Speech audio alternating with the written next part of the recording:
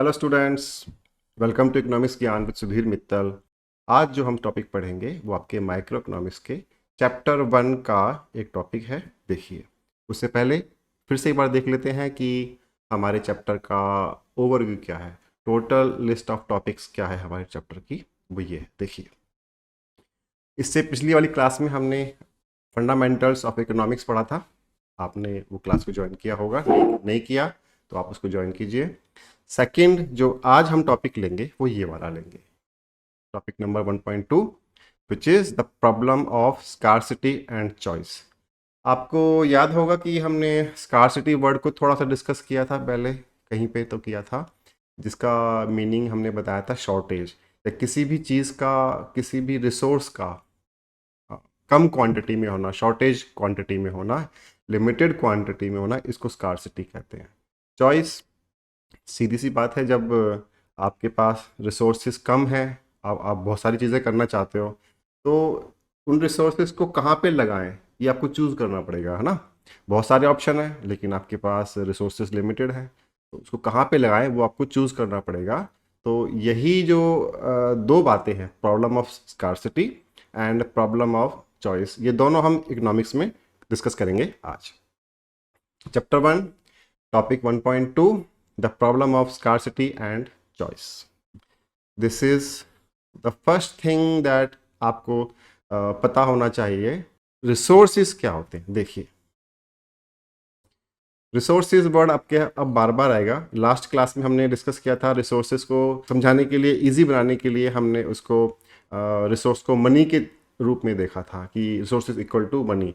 लेकिन मैंने तब बताया था हम केवल अभी सिंप्लीफाई करने के लिए ऐसा कर रहे हैं। बाकायदा रिसोर्सेज का मतलब मनी नहीं होता, जो होता है इकोनॉमिक्स में वो ये होता है। देखिए, इसको पढ़ते हैं, डेफिनेशन को, छोटा सा डेफिनेशन नहीं है, इंट्रोडक्शन है। आप इसको डेफिनेशन समझ के पैनिक मत होइए कि यार एक और डेफिनेशन याद करनी पड़ेगी, ऐसा तो बिल्कुल भी नहीं है। आप समझ लीजिए, इसी बात को आप समझ करके अपने वर्ड्स में लिख करके आएंगे तो वो और भी अच्छा रहेगा, लेकिन आपको एक्यूरेट होना चाहिए वर्ड, है ना।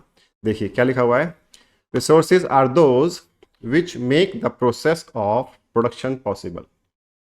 रिसोर्सेज वो होते हैं जो प्रोडक्शन के प्रोसेस को पॉसिबल बनाते हैं, है ना।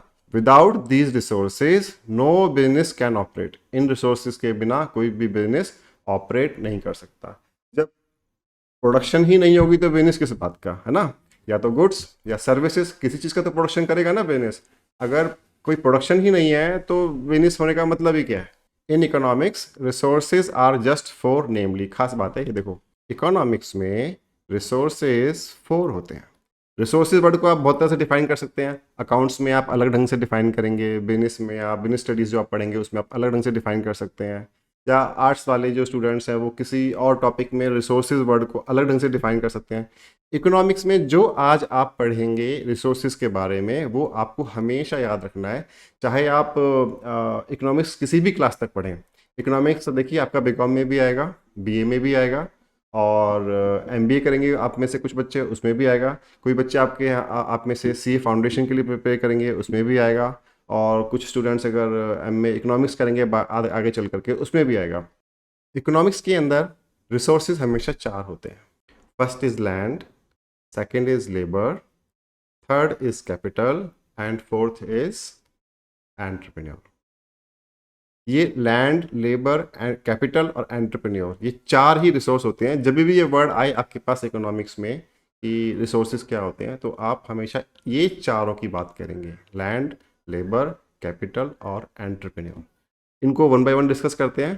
पहला क्या है? लैंड। देखिए, ये जो लैंड है यानी कि ज़मीन, भूमि, ये ज़मीन चाहे आप एग्रीकल्चर के लिए यूज़ करें, खेती के लिए, या आप उस पर बिल्डिंग बना दें। ये बिल्डिंग ऑफिशियल हो, कमर्शियल हो, या फैक्ट्री बनी हुई हो, या आपका घर बना हुआ हो, या गेस्ट हाउस बना हुआ हो, होटल बना हुआ, वट बिल्डिंग है तो लैंड भी होगी, है ना। तो ये लैंड इस काम भी आएगी। थर्ड, ये मैंने जानबूझ के यहाँ पर लिखा है फिशिंग पॉन्ड्स एंड लेक्स। आप कहोगे सर ये तो पानी है, लैंड का है। अरे वो जो पानी है वो पानी लैंड पर ही तो टिका हुआ है कि नहीं। तो फिशिंग पॉन्ड जहाँ पे मछली पालन होता है, फिशिंग करते हैं लोग। लेक्स जहाँ बड़ी बड़ी झीलें होती हैं, उन झीलों में मछली पालन वगैरह होता है। तो ऐसी जगहों में जो, हालांकि आप कहेंगे कि यहाँ पे पानी है, पर वो पानी है वो लैंड पर ही है, उस लैंड की भी कीमत है, वो भी हमारा एक रिसोर्स है इकोनॉमिक्स के अंदर। ठीक है। और फाइनल देखिए, हम कह रहे हैं यहाँ पे क्या है, for public places like parks, metro station etcetera. जो पब्लिक प्लेसेस है ना, सार्वजनिक स्थान होते हैं, चाहे पार्क है, चाहे कोई मार्केट है, चाहे कोई मेट्रो स्टेशन है, कोई बस स्टैंड है, कोई बस स्टॉप है, इस तरह से जो भी है, ये सब पब्लिक प्लेसेस हैं, इन सब के लिए लैंड लगती है। तो केवल आपको बताने के लिए हमने एग्जांपल दिए, आपको एग्जाम पॉइंट ऑफ व्यू से ये वाला जो पॉइंट्स हैं इतना याद करने की जरूरत नहीं है, केवल आपको वो 4 बातें तो याद हमेशा करनी है, लैंड, लेबर, कैपिटल और एंटरप्रेन्योर। सेकंड देखते हैं, लेबर। लेबर का मतलब क्या होता है, जो इंसान अपने हाथों से या अपनी स्किल से कुछ वैल्यू क्रिएट करता है, उसको हम लेबर कहते हैं, है ना। तो ये लेबर कितनी तरह की हो सकती है, देखते हैं। देखिए, अनस्किल्ड लेबर। अनस्किल्ड लेबर का जो एग्जाम्पल है, बेस्ट एग्जाम्पल आपको हमेशा याद रखना चाहिए, वो क्या होता है, आपने देखा होगा ना, जब किसी का घर बनता है, कंस्ट्रक्शन होती है, तो कंस्ट्रक्शन के अंदर 2 तरह के आते हैं लेबर। एक तो होता है मैसन, जो कि मिस्त्री होता है, जो ईंटों को रख कर दीवार बनाता है। एक होता है उसका हेल्पर, उसको हम मजदूर कहते हैं ना, वर्कर या लेबर कहते हैं। तो वो क्या करता है, उस मिस्त्री की हेल्प करता है सामान को वहाँ तक पहुँच लाने में, ताकि वो जो मिस्त्री या मैसन है वो इनको यूज़ कर सके। तो ये जो मजदूर हुआ, जो उसका हेल्पर है, वो तो हो गया अनस्किल्ड लेबर, वो अनस्किल्ड है, उसके पास कोई स्किल नहीं है, सिवाय वो अपनी बॉडी को यूज़ करके, बॉडी की स्ट्रेंथ को यूज़ करके, उसकी हेल्प करके अपना पैसा, अपना जीवन यापन कर रहा है। और स्किल्ड वाला कौन सा है, स्किल्ड वाला है वो मिस्त्री यानी कि मैसन, जो कि आपका पूरा जो काम कर रहा है कंस्ट्रक्शन का वो कर रहा है, उसके पास स्किल है, उसको पता है कि किस तरह से दीवार बनानी है, किस तरह से प्लास्टर करना है, किस तरह से उसको रूफिंग करनी है, किस तरह से उसको फ्लोरिंग करनी है, सब पता है उसको, है ना। तो अनस्किल्ड भी हो सकती है लेबर, और स्किल्ड भी हो सकती है ना। और नेक्स्ट क्या है, देखिए, मैंने इसमें एग्जांपल दिए हैं, जैसे स्किल्ड लेबर के और भी एग्जांपल हैं, कारपेंटर है, मोटर मैकेनिक है, एट्सेट्रा एट्सेट्रा, बहुत सारे ऐसे एग्जांपल आप भी जानते हैं, बताने की ज़रूरत नहीं है। थर्ड पॉइंट देखिए, ये तो हमारा सेकंड पॉइंट हो गया था। थर्ड पॉइंट है एम्प्लॉयड वर्कर्स एंड स्टाफर्स। कंपनीज होती हैं, कंपनीज में दो तरह के डिपार्टमेंट होते हैं, मेन जो मोटे मोटे डिपार्टमेंट होते हैं, या तो प्रोडक्शन का होगा या स्टाफ का होगा। तो प्रोडक्शन में जो वहाँ पे वर्कर होते हैं, उनके परमानेंट एम्प्लॉय होते हैं, उनको काम करना आता है ना। जैसे हमने लास्ट क्लास में एग्जाम्पल लिया था मारुति सुजुकी का। तो मारुति सुजुकी कंपनी में जो कारों की असेंबली होती है, तो कारों की असेंबली करने के लिए कोई एमबीए थोड़ी चाहिए, वहाँ पे तो मैकेनिक्स टाइप से या डिप्लोमा होल्डर या इंजीनियरिंग थोड़ा बहुत पढ़े हुए ऐसे लोग चाहिए, जो जो लेबर का काम कर रहे हैं एज ए वर्कर, लेकिन वो परमानेंट एम्प्लॉय हैं कंपनी मारुति सुजुकी के।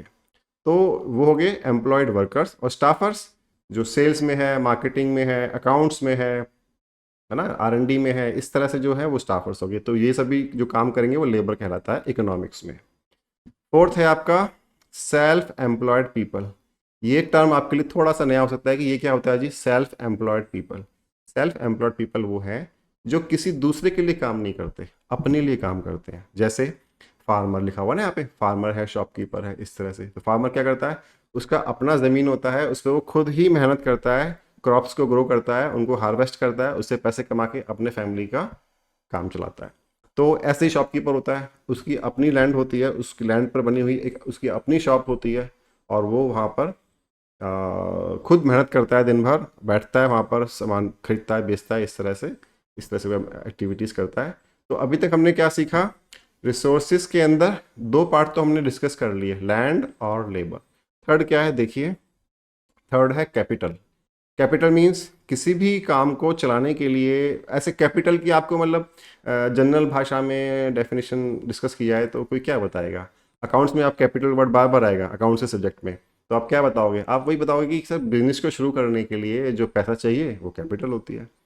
इकोनॉमिक्स में थोड़ा सा डिफरेंस है ना, आप चाहे तो वो भी लिख सकते हैं, वो गलत नहीं करेगा कोई भी, लेकिन थोड़ा सा यहाँ पे डिफरेंस इकोनॉमिक्स में। This may be one's own savings, borrowings from banks, equity share capital. जो कैपिटल है वो कहाँ से आएगी, प्रोडक्शन की एक्टिविटी को स्टार्ट करने के लिए, उसको कंटिन्यू करने के लिए जो पैसा चाहिए यानी कि कैपिटल चाहिए, वो कहाँ से आएगा, वो दो तीन जगह से आता है मेनली। पहला क्या है, या तो जो बिजनेसमैन है वो अपनी सेविंग्स को इन्वेस्ट करेगा, या फिर वो बैंक से जाकर के लोन लेगा, बैंक से या किसी और जगह से जाकर के पैसे बोरो करेगा, लोन लेगा, उससे बिजनेस चलाएगा। तीसरा, वो शेयर मार्केट में शेयर अपने इश्यू करेगा, वहाँ से शेयर कैपिटल रेस करेगा और उनको फिर अपने बिजनेस में इन्वेस्ट करके अपना बिजनेस चालू करेगा। तो कैपिटल बेसिकली वो पैसा है जिससे हम प्रोडक्शन एक्टिविटी को स्टार्ट या कंटिन्यू करते हैं। नेक्स्ट पॉइंट देखिए आप। नेक्स्ट पॉइंट है एंटरप्रेन्योर। एंटरप्रेन्योर भी आप में से कुछ बच्चों को पता होगा, कुछ को नहीं पता होगा कि मीनिंग क्या होता है। एंटरप्रेन्योर का मतलब होता है कि बिजनेसमैन। लोग क्या कहते हैं, अभी एंटरप्रेन्योर कौन है, बिजनेसमैन को एंटरप्रेन्योर कहते हैं। यानी कि वो पर्टिकुलर एक बंदे को एंटरप्रेन्योर कह रहे हैं कि हमारा ये इस कंपनी का एंटरप्रेन्योर है। लेकिन इकोनॉमिक्स में आप थोड़ा सा डीपली देखेंगे तो इसका मीनिंग क्या है, देखिए आप पढ़ते हैं, यहाँ पे क्या लिखा हुआ हमने। It's not a person. Entrepreneur क्या कोई पर्सन नहीं है ना। देखिए यहाँ पे लिखा हुआ है हमने लास्ट पॉइंट पे, yes, it's not a person और ए कंपनी, है ना।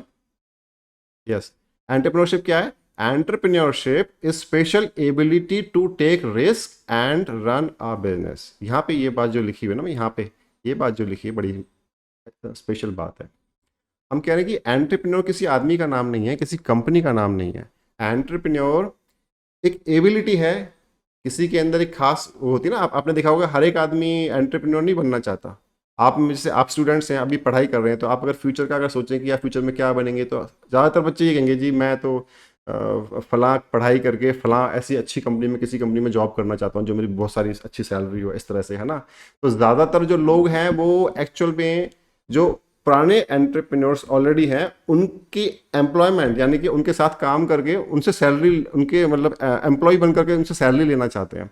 लेकिन बहुत थोड़े से लोग होते हैं सोसाइटी में जो अपना बिजनेस शुरू करना चाहते हैं। क्यों? क्योंकि बिजनेस शुरू करने में रिस्क होती है, पैसा जो लगाया वो डूब भी सकता है, अब डूब गया तो फिर बहुत मुश्किल हो जाएगी। तो एंटरप्रेन्योर किसी आदमी का नाम नहीं है, किसी कंपनी का नाम नहीं है, उस खास हंगर का नाम है, उस खास मतलब इंसान की ना भूख का नाम है जो अपना बिजनेस शुरू करना चाहता है और इसके लिए वो रिस्क लेने के लिए भी तैयार है। अब जिसने वो रिस्क ले ली वो एंटरप्रेन्योर है, और जिसने वो रिस्क नहीं ली वो एंटरप्रेन्योर नहीं है। हो सकता है कि एंटरप्रेन्योर जो बना वो थोड़ा कम पढ़ा लिखा हो, उसका एम्प्लॉय उससे ज़्यादा पढ़ा लिखा हो सकता है। आई होप कि आप समझ गए होंगे।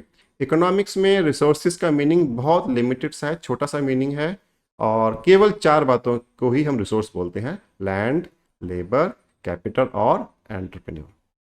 ये क्या आया देखिए आपके लिए, छोटा सा एक बर्ड आया, पैरट आया। वो क्या कह रहा है, learn it like a song. मैं अपनी स्टूडेंट लाइफ का बताता हूँ। जब हमारे सामने पहली बार टॉपिक आया तो हमारे प्रोफेसर ने यही कहा था हमसे कि इस वाले को ना आप बिल्कुल एक पैरट की तरह आप रट लो, कि जब भी रिसोर्सेज की बात इकोनॉमिक्स में आए, और सब्जेक्ट की बात नहीं कर रहे हैं हम, केवल इकोनॉमिक्स में जब भी रिसोर्सेज की बात आए आपको 4 चीज़ों का नाम लेना है, land, labour, capital and entrepreneur. तो ये जो हमने पैरट दिखाया शायद इस बात से आपको ये बात याद रह जाए कि resources means only 4 things, land, labour, capital and entrepreneur. Next slide पे आते हैं। देखिए हमने यहाँ पे एक ऐसा क्वेश्चन लिया है जो एग्जाम्स में बहुत आता है। ये वाला क्वेश्चन एग्जाम्स में आप समझ लीजिए ये हाईली इम्पॉर्टेंट क्वेश्चन है। ये मतलब आपके क्लास टेस्ट में, यूनिट टेस्ट में कई बार आएगा। क्या क्वेश्चन कैसे आएगा, 2 तरह से आ सकता है। या तो वो पूछेंगे आपसे why does an economic problem arise, economic problem arise क्यों होती है। और दूसरा वो पूछेंगे हम इकोनॉमिक्स पढ़ते क्यों हैं, वाई, वट नीड क्या है इकोनॉमिक्स पढ़ने की, why do we need to study economics. देखिए इसका आंसर हम यहाँ, इन दोनों क्वेश्चन का मीनिंग सेम है, इसके आंसर को हम लोग यहाँ पे डिस्कस कर रहे हैं। इसके फेमस 3 रीजंस हैं, है ना। जैसे उसके 4 थे ना रिसोर्सेज के, इसके 3 है। देखिए नंबर 1, अनलिमिटेड ह्यूमन वांट्स, यानी कि इंसान की जो ज़रूरत है वो क्या है, अनलिमिटेड है। आप अनलिमिटेड बोलिए, इनफाइनाइट बोलिए, एक ही बात है। तो unlimited human wants. Second, limited और फाइनाइट और स्कार्स रिसोर्सेज, जैसे कि आप बोले लिमिटेड रिसोर्सेज बोल दीजिए, या फिर आप फाइनाइट रिसोर्सेज बोल दीजिए, या फिर आप स्कार्स रिसोर्सेज बोल दीजिए। तो यहाँ पे जो वर्ड आया ये वाला रिसोर्स, ये वाला जो वर्ड आया, इस वर्ड का मीनिंग क्या है, वही 4 चीज़ें, लैंड, लेबर, कैपिटल और एंटरप्रेन्योर। तो ये जो लैंड है, लेबर है, कैपिटल है और एंटरप्रेन्योर है, ये चारों चीज़ें क्या होती हैं, लिमिटेड सप्लाई में है। ज़मीन तो लिमिटेड ही होती है ना, जैसे आपके पास मान लीजिए कुछ ज़मीन है, उस पे आपने घर बनाया, काफ़ी सारे रूम बना दिए आपने, और आपने अ, उसमें से कुछ रूम्स में आप खुद रहते हैं, कुछ रूम्स आपने रेंट पे कर दिए। तो जो रेंट पे कर दिए, मान लीजिए वो 5 रूम्स हैं, आपने रेंट पे दे दिए उनको, आप 6 रूम नहीं ला सकते बिना लैंड को स्ट्रेच किए। आप कहेंगे सर हम उसके ऊपर तो बना सकते हैं, तो ऊपर की भी तो लिमिट होती है ना, मतलब एक लिमिटेड एरिया की प्लॉट की जो आप वर्टिकली उसमें ग्रोथ कर सकते हो, जो आप उसका हाइट में पहली floor, second floor, third floor, fourth floor ऐसे बना सकते हो आप, उसकी भी तो लिमिट होती है ना। लिमिट हर चीज़ की है, किसी भी रिसोर्स की, चाहे वो कोई भी रिसोर्स हो चारों में से, उसकी लिमिट होती है। तो इसलिए हमने लिखा है यहाँ पे लिमिटेड रिसोर्स। थर्ड पॉइंट क्या है देखिए, resources having alternative uses. Alternative का मतलब क्या है यहाँ पे, मल्टीपल ऑप्शनल, यानी कि हम लोग एक रिसोर्स को एक से ज़्यादा जगह यूज़ कर सकते हैं। तो इकोनॉमिक्स जो हम पढ़ रहे हैं, इसमें जो टॉपिक है ये वाला, वाई इकोनॉमिक प्रॉब्लम अराइज, तो यहाँ पर 3 बातें आपको याद रखनी है, बहुत सिंपल है, आपको मतलब बहुत जल्दी से ये बातें याद भी हो जाएंगी, क्योंकि ये बात है ना कई बार रिपीट होंगी आपके लिए। तो क्या है, unlimited human wants, limited resources, और रिसोर्सेज हैव अल्टरनेटिव यूजेस। इनको वन बाय वन थोड़ा सा इसको डिस्कस कर लेते हैं कि इनका मीनिंग क्या है बेसिकली। देखिए पढ़ते हैं इसको, आप मेरे माउस को फॉलो कीजिएगा। The problem of unlimited wants is the first economic problem. ठीक है जी, तीनों में से पहली प्रॉब्लम ये है, क्या है, it arises because the human desires have no end. इंसान की इच्छाओं का कोई अंत नहीं है, इसलिए ये प्रॉब्लम अराइज हुई। वांट्स कीप मल्टीप्लाइंग, जो इंसान की इच्छाएं हैं वो बढ़ती रहती हैं। आप आज आपकी ये इच्छा है कि आपको 50,000 का लैपटॉप मिले, मान लीजिए आपको समहाउ वो मिल गया, फिर आप कहोगे नहीं, अगली इच्छा मन में आ जाएगी, अब मुझे आईफोन चाहिए। लेट्स आपको वो भी मिल गया, फिर आप बोलोगे नहीं नहीं यार मेरे को तो मैकबुक प्रो चाहिए। तो ये इच्छाएं कभी खत्म नहीं होती, मतलब बढ़ती रहती हैं बढ़ती रहती हैं। ये वाला जो है ना, बहुत इंपॉर्टेंट सेंटेंस है, अगर आप इसको ध्यान से पढ़ेंगे, याद करेंगे, तो आपको बड़ा मजा आएगा। देखो क्या है, क्या लिखा हुआ हमने, needs can be satisfied, needs can be satisfied but never the wants. Needs को हम सेटिस्फाई कर सकते हैं, वांट्स को कभी नहीं कर सकते। नीड्स क्या होती हैं, फूड, क्लोथ एंड शेल्टर, ये होता है ना, रोटी, कपड़ा और मकान, ये हमारी इंसान की बेसिक ज़रूरतें हैं। इनको तो हम सेटिस्फाई कर सकते हैं, फूड दे सकते हैं, फूड से उसकी हंगर ख़त्म हो जाएगी। हम शेल्टर दे सकते हैं उसको, क्लोथिंग दे सकते हैं, लेकिन अब ये तो उसकी नीड है। अब वो वांट करने लगे, देखिए नीड में और वांट में फ़र्क होता है ना। तो अब तक जो बताया वो नीड था, वांट क्या होता है, वांट होता है कि अब उसकी इच्छा आ गई कि यार रोटियां तो मैं रोज़ खाता हूँ, आज पिज़्ज़ा चाहिए। अब ये वांट हो गया, ये नीड नहीं रही, क्योंकि पेट भरने के लिए रोटी काफ़ी थी, अब उसको ज़्यादा महंगा सामान चाहिए खाने के लिए, अब उसकी वांट होगी। तो नीड को तो सेटिस्फाई कर सकते हैं हम, लेकिन वांट्स को कभी नहीं कर सकते। तो इकोनॉमिक प्रॉब्लम क्यों अराइज हुई, उसका पहला कारण है कि अनलिमिटेड ह्यूमन वांट्स, की वांट्स का कोई एंड नहीं है, इसलिए इकोनॉमिक प्रॉब्लम अराइज हुई। सेकंड, हमने लिखा है कि लिमिटेड और फाइनाइट और स्कार्स रिसोर्सेज, हमारे जो रिसोर्सेज हैं वो हमारे लिमिटेड हैं।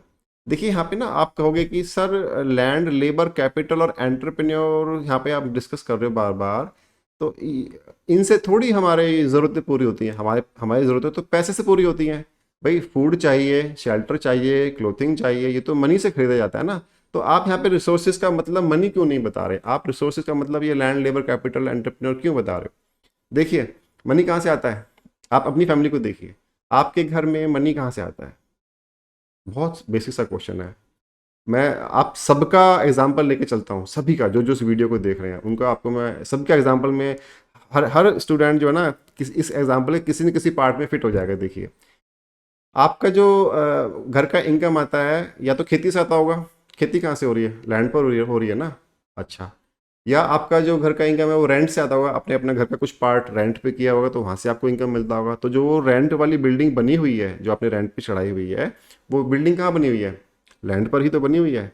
ऐसे ही अब आते हैं लेबर पर, आपके फादर या मदर जहाँ पर काम करते हैं, जिस फैक्ट्री में, जिस ऑफिस में, जिस स्कूल में, जहाँ पर भी काम करते हैं, या अपना शॉपकीपर है, जो भी अपना काम करते हैं, तो वो क्या कर रहे हैं, वो अपनी स्किल्स को ही तो यूज़ कर रहे हैं, अपने लेबर, लेबर मतलब ह्यूमन स्किल्स को ही यूज़ करके तो पैसे कमा रहे हैं।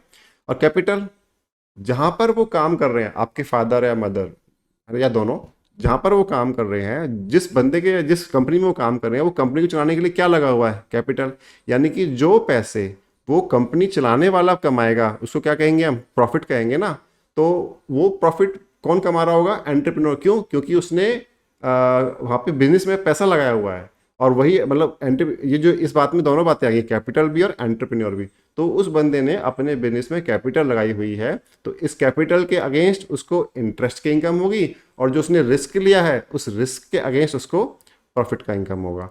तो आप देखो तो ये सारे जो हर एक घर में, एवरी हाउस होल्ड में जो भी इनकम आ रही है, वो इनकम इन चार ही जगह से आ रही है, लैंड से, लेबर से, कैपिटल से या एंटरप्रेन्योरशिप से। तो ये जो बेसिकली यहाँ पे लिखने का पर्पज़ है, यहाँ पे मनी ना लिख करके हमने ये जो चार तरह के रिसोर्सेज लिखे हैं वो ये वाला पर्पज़ है। आप आई होप कि आपको समझ में आ गया होगा। पॉइंट नंबर 2 में देखिए, एक पॉइंट है जो हम डिस्कस करेंगे यहाँ पे, जो स्पेशल पॉइंट है, जो एग्जाम्स में भी कई बार आता है। देखिए वो क्या है? This scarcity of resources is universal. ये जो शॉर्टेज है ना रिसोर्सेज की, वो यूनिवर्सल है, पूरी दुनिया में ये शॉर्टेज ही है। आप कहेंगे सर ये इंडिया जैसे कंट्री में शायद समझ में आता है, हम लोग we are not the richest country of the world, we are not the richest people of the world, लेकिन और भी तो कंट्री हैं जहाँ पे बहुत सारा पैसा है, बहुत सारा हमसे तो ज़्यादा ही पैसा है उनके पास। Not even world's richest is free from this problem. दुनिया का सबसे अमीर कंट्री, दुनिया का सबसे अमीर आदमी भी इस प्रॉब्लम से फ्री नहीं है। उसके पास भी रिसोर्सेज लिमिटेड ही हैं, चाहे वो वारन बफेट हो या चाहे वो बिल गेट्स हो या कोई भी हो, मुकेश अंबानी जी हो, कोई भी हो, उनके पास जितना भी है, हमसे बहुत ज़्यादा मानते हैं, बिल्कुल मानते हैं, लेकिन जितना है उसकी भी एक लिमिट है, वो अनलिमिटेड नहीं है उनके पास। चाहे वो लैंड है, चाहे वो लेबर है, चाहे कैपिटल है, चाहे वो एंटरप्रेन्योरशिप है, कुछ भी है, वो लिमिटेड है उनके पास। पॉइंट नंबर 3 पे देखते हैं, रिसोर्सेज हैविंग ऑल्टरनेटिव यूजेस। क्या मीनिंग है इस बात का? कि रिसोर्सेज को हम लोग ऑल्टरनेटिव ढंग से यूज़ कर सकते हैं, यानी कि एक से ज़्यादा ऑप्शन में उन रिसोर्सेज को हम लोग अप्लाई कर सकते हैं। एग्जाम्पल आपको छोटा सा दें इस बात का। लेट अस से आपके पास 500 गज की ज़मीन है, 500 स्क्वायर यार्ड्स की आपके पास लैंड है। अब आप उस पर क्या क्या कर सकते हैं? देखिए, आप उसमें शॉप्स बना सकते हैं, आप उसमें रेजिडेंशियल कॉम्प्लेक्स बना सकते हैं, रेजिडेंशियल हाउस बना सकते हैं, रहने के लिए घर बना सकते हैं, आप उसमें कुछ गार्डनिंग कर सकते हैं, आप उसमें कुछ फ्रूट्स के ऑर्चार्ड बना सकते हैं उसमें, है ना। तो एक ही जगह के कितने सारे यूजेस हैं, लेकिन आप सारी चीज़ें नहीं कर सकते, आपको करना पड़ेगा वही जो आपके लिए मोस्ट बेनिफिशियल है। तो एक ही रिसोर्स के मल्टीपल यूजेस पॉसिबल हैं, और हमको उसमें से बेस्ट वाला सिलेक्ट करना है। तो ये भी क्या है? एक इकोनॉमिक प्रॉब्लम है कि वो बेस्ट वाला कैसे सिलेक्ट करें। तो पहला प्रॉब्लम क्या हो गया आपका? देखिए, हम अनलिमिटेड ह्यूमन बॉन्ड्स। दूसरा प्रॉब्लम क्या हो गया? Limited resources. नंबर 3 क्या हो गया? Resources have alternative uses. I hope कि आपको ये प्रॉब्लम, ये जो डिस्कस है, ये जो हमारा टॉपिक है, ये आपको क्लियर हो गया होगा। नेक्स्ट स्लाइड लेते हैं इसकी। देखिए, अब जो हमने यहाँ पर डिस्कस किया था अभी इससे जस्ट पिछली वाली स्लाइड में कि इकोनॉमिक प्रॉब्लम क्यों अराइज होती है, तो इसी क्वेश्चन को एग्जामिनर कई बार घुमा घुमा के पूछते हैं। वर्डिंग चेंज कर देंगे, आप कहेंगे सर ये तो हमने कभी पढ़ाया नहीं, तो आप कैसे आंसर करोगे उसको। तो ये सेम क्वेश्चन कितने अलग अलग तरीके से आ सकता है एग्जाम में, वो देखिए। आपसे सिंपली पूछा जाएगा कि what is problem of choice, please explain. तो अगर आपसे ये क्वेश्चन आया कि प्रॉब्लम ऑफ चॉइस क्या होती है, एक्सप्लेन करो, आपको यही 3 पॉइंट रखने हैं: unlimited human bonds, limited resources and resources have alternative uses. दूसरा टाइप देखिए, problem of rational management of resources. इसको डिस्कस कीजिए, एग्जाम में से क्वेश्चन आ गया, please discuss the problem of rational management of resources. Rational का मतलब होता है लॉजिकल, लॉजिकल यानी कि इमोशनल नहीं, जो इमोशनल का जस्ट अपोजिट है वो क्या हुआ? लॉजिकल। उसको हम लोग रैशनल बोलते हैं इकोनॉमिक्स में। The problem of rational management of resources बताइए, तो आप वही 3 बातें लिख के आओगे। सी पॉइंट देखिए, problem of optimum utilisation of resources. यहाँ पे एक वर्ड आया ऑप्टिमम, पहले इस ऑप्टिमम वर्ड को समझ लेते हैं फिर आगे बढ़ेंगे। Optimum means getting maximum benefit at the minimum cost. ये सबके लिए एप्लीकेबल है, प्रोड्यूसर के लिए भी एप्लीकेबल है, कंज्यूमर के लिए भी एप्लीकेबल है, सबके लिए एप्लीकेबल है। हर एक आदमी क्या चाहता है कि मेरे को खर्चा कम से कम करना पड़े, मेरी कॉस्ट कम से कम लगे और मुझे प्रॉफिट या बेनिफिट ज़्यादा से ज़्यादा हो, यही चाहता ना। तो problem of optimum utilisation of resources, कि हम रिसोर्सेज को ऐसे यूटिलाइज करें कि उन रिसोर्सेज से हमको मैक्सिमम बेनिफिट या प्रॉफिट मिले और हमारी कॉस्ट कम से कम लगे, हमारा रिसोर्स कम से कम खर्च हो, ठीक है ना। तो अगर इस वाली वर्डिंग के साथ क्वेश्चन आया, ये वाली वर्डिंग के साथ क्वेश्चन आया, तो भी आप यही 3 बातें लिख के आएंगे जो मैंने अभी आपको बताई। फोर्थ, एक और लास्ट इसका देखिए कि इस तरह से भी क्वेश्चन को पूछ सकते हैं, please explain the problem of allocation of resources. Resources को अलोकेट कैसे करें, डिस्ट्रीब्यूट कैसे करें ताकि हमारा प्रॉफिट या मैक्स जो बेनिफिट है वो मैक्सिमम हो जाए। तो problem of allocation of resources के नाम से भी क्वेश्चन आए तो भी आप वही 3 बातें डिस्कस करेंगे। Clear? Okay, let us understand more about scarcity. तो स्कार्सिटी के बारे में हमको जानना पड़ेगा, क्योंकि इसके जाने बिना आपके इकोनॉमिक्स का ज्ञान बिल्कुल अधूरा है। देखिए, एक बैलेंस हमने बनाया, एक तराजू जैसा कुछ बनाया, एक पलड़ा भारी है, एक पलड़ा उसका हल्का है। तो ये वाला इसका जो साइड है वो इसका भारी है, ये वाला साइड इसका हल्का है।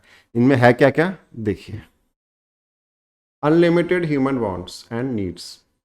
अनलिमिटेड है जी, कई बार डिस्कस कर लिया, फिर से नहीं बताने की जरूरत है, आगे बढ़ते हैं। जो हल्का वाला है वो क्या है, लिमिटेड रिसोर्सेज। देख के मालूम चल रहा है कि रिसोर्सेज तो कम है और उनसे जो हम पूरा करना चाहते हैं अपनी नीड्स और वांट्स को वो बहुत ज़्यादा है। तो इसलिए इस बैलेंस में, इस तराजू में जो ये वाला साइड है ये वाला भारी है, ये वाला हल्का है।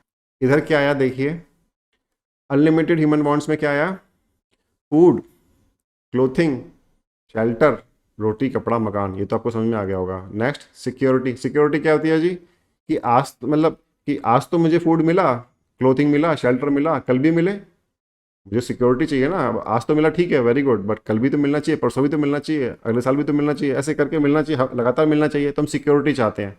फिर क्या है, कंफर्ट। बेसिक नेसेसिटी पूरी होगी, अब हमको कंफर्ट चाहिए, थोड़ा लग्जरी चाहिए हमको, है ना, थोड़ा आराम चाहिए।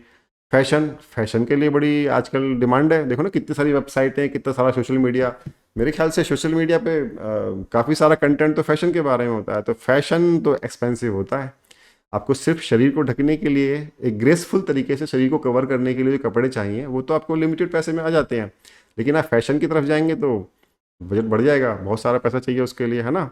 सोशल स्टेटस, हमारा गली में नाम हो जाए, कॉलोनी में, शहर में हमको सब लोग जाने, ऐसी कार हो हमारे पास, ऐसा घर हो हमारे पास। सोशल स्टेटस के लिए भी आपको पैसा चाहिए। मेडिसिन, मेडिकल जो ट्रीटमेंट होते हैं बहुत महंगे होते हैं, उसके लिए भी बहुत पैसा चाहिए। कार्स है, इलेक्ट्रॉनिक गुड्स है, एसेट्रा एसेट्रा, बहुत सारी चीज़ें हैं जो अनलिमिटेड है, मतलब यहाँ पे इच्छाओं का अंत नहीं है। और इनको पूरा करने के लिए जो लिमिटेड रिसोर्सेज है वो क्या है हमारे पास, ये देखिए, income and wealth received from land, labour, capital and entrepreneurship, है ना। तो लैंड से क्या मिलता है हमको इकोनॉमिक्स के अंदर, आपको मैं छोटा सा वैसे ही बता रहा हूँ आपको। देखिए, जो लैंड से मिलता है वो हमको मिलता है रेंट, है ना। इकोनॉमिक्स के अंदर फिक्स है, लैंड से इनकम जो मिलती है उसे हम क्या बोलते हैं, इकोनॉमिक्स में रेंट बोलते हैं। हम उसको मतलब वैसे नहीं बता रहे हैं कि बिल्कुल कि रियल लाइफ में तो और भी तो होता है और भी तो होता है, ऐसा वाला नहीं बता रहे हैं। इकोनॉमिक्स में लैंड से मिलने वाली इनकम को हम लोग रेंट बोलते हैं, और लेबर से मिलने वाली इनकम को हम लोग क्या बोलते हैं जी, इससे बोलते हैं हम लोग वेजेस, फिक्स है। और कैपिटल से मिलने वाली इनकम को क्या बोलते हैं हम लोग, कैपिटल से मिलने वाली इनकम को हम लोग बोलते हैं इकोनॉमिक्स के अंदर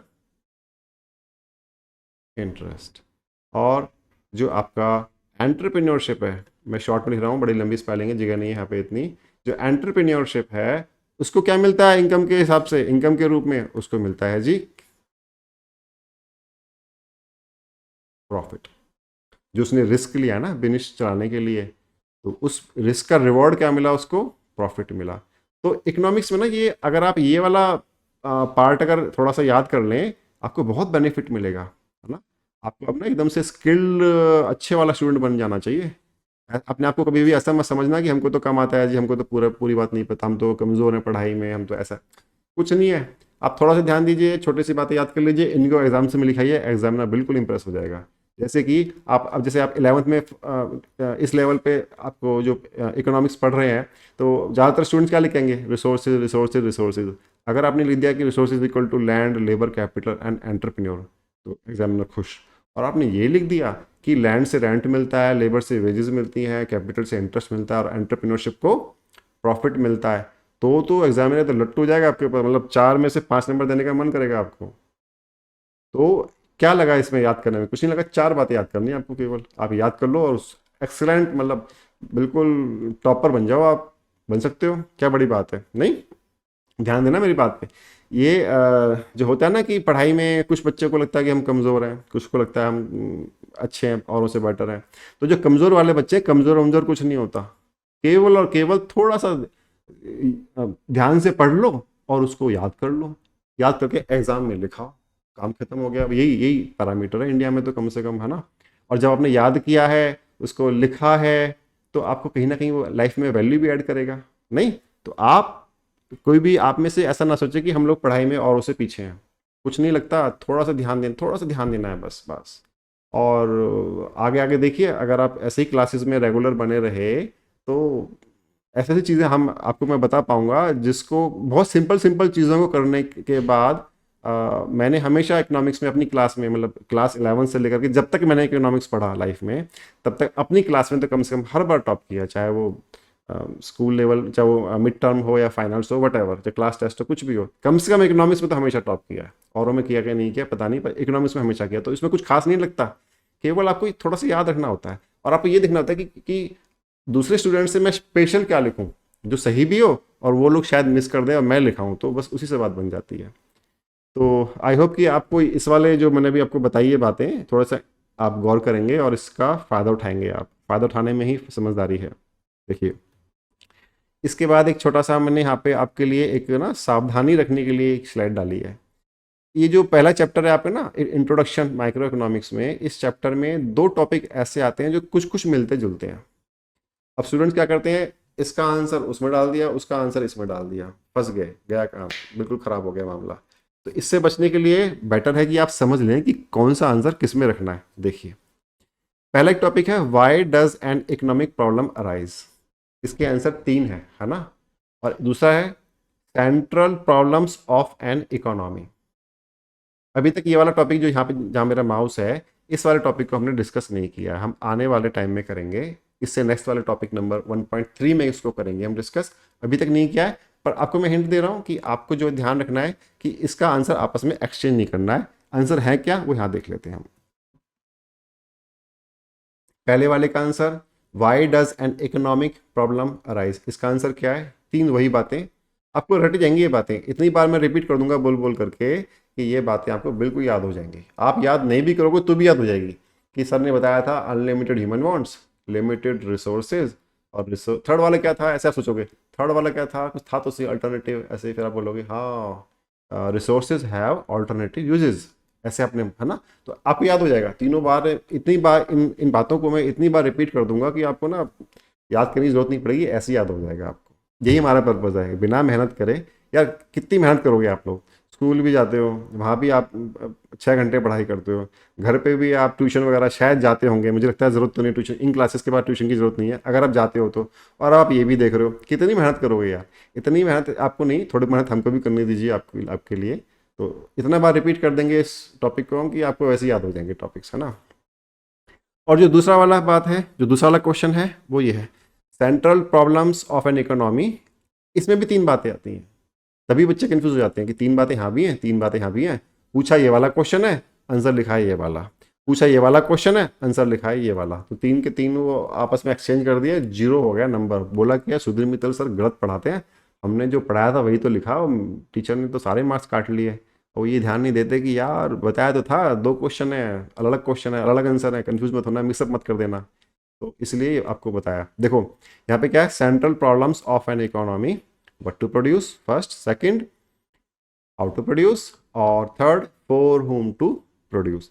ये 3 बातें यहाँ पे हैं। ये चौथा हमने लिखा हुआ ना, इसको बाद में डिस्कस, आपको कंफ्यूज नहीं करता मैं। ये चौथा वाला पॉइंट जब इस टॉपिक को हम पढ़ेंगे अगले वाले टॉपिक में, टॉपिक नंबर 1.3 में, तो फिर हम आपसे डिस्कस करेंगे। अभी के लिए आप इतना ध्यान रखिए, ये दो अलग अलग क्वेश्चन हैं, इन दोनों में आप आइडेंटिफाई कैसे करोगे कि सर ये क्वेश्चन कहाँ पे है, ये क्वेश्चन में कौन से वाले में क्या लिखना है। देखो ध्यान से, अब ध्यान से देखना, आप जो बता रहा हूँ आपको।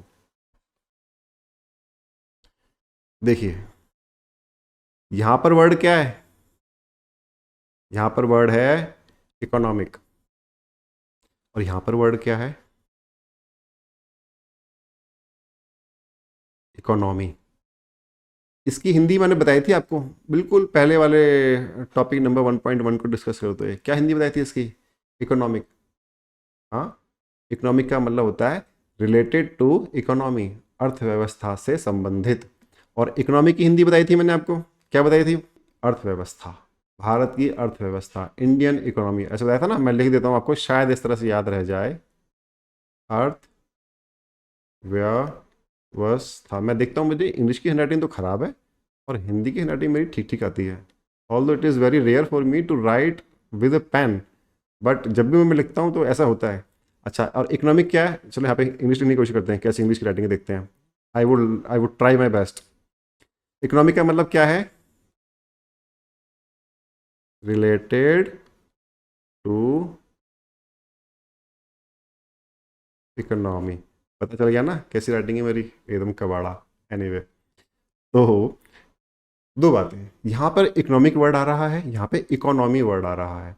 जहाँ पे इकोनॉमिक वर्ड आए वहाँ पे ये वाला गाना गाना है। कौन सा वाला गाना गाना है, unlimited human bonds, limited resources और रिसोर्सेज हैव अल्टरनेटिव यूजेस। और जहाँ पे ये वाला प्रॉब्लम पूछा जाए कि central problems of an economy, अर्थव्यवस्था के बारे में पूछा जाए, तो यहाँ पे ये वाला गाना गाएंगे हम अगले वाले टॉपिक में, what to produce, how to produce, for whom to produce. याद रहेगा पक्का। चलो देखते हैं। थैंक यू बोलने का टाइम आ गया। छोटा सा टॉपिक था, टॉपिक 1.2 आपके माइक्रो इकोनॉमिक्स का। और इससे नेक्स्ट टॉपिक होगा अभी जो हमने डिस्कस किया ना, central problems of an economy, हम ये वाला डिस्कस करेंगे, करेक्ट।